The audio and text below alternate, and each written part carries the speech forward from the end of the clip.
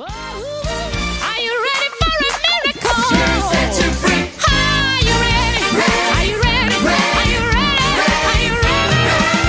I'm ready for a miracle. Jesus went unto the well and made the water wine. Are you ready? From the dead.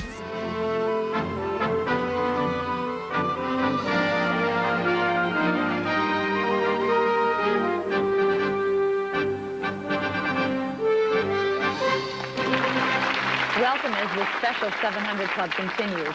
We're talking about standing on faith and perseverance through prayer. Our next story is a case in point. The woman you're about to meet battled crippling headaches, beginning when she was just a young child. Take a look. Theresa French hardly knew a life free of pain. Even as a young girl, migraine headaches kept her bedridden for days at a time.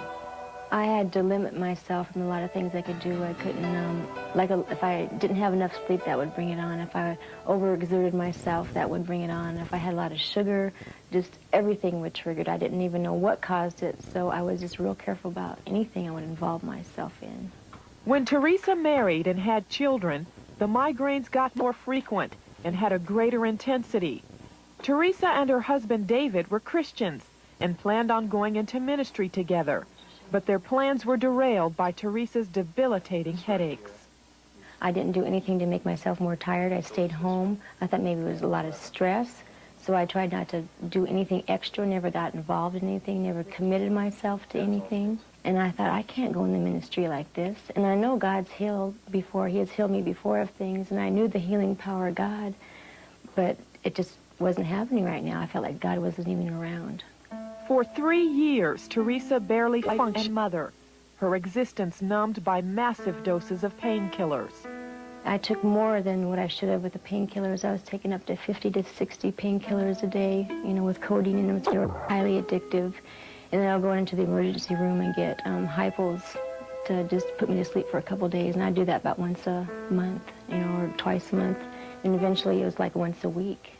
Drug-induced sleep was the only time Theresa could escape the physical pain and the hopelessness of her situation.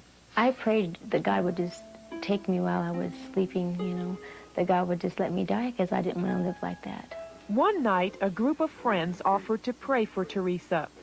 Even though she had offered up countless prayers before, Theresa sensed God's presence at this prayer meeting and stretched out her faith one more time. When they started praying for me, when the Lord touched me, it felt like a lightning bolt just shot through me and just went through my whole body. I couldn't even stand up. The power of God was so strong. I sensed a total peace that I had not felt in years.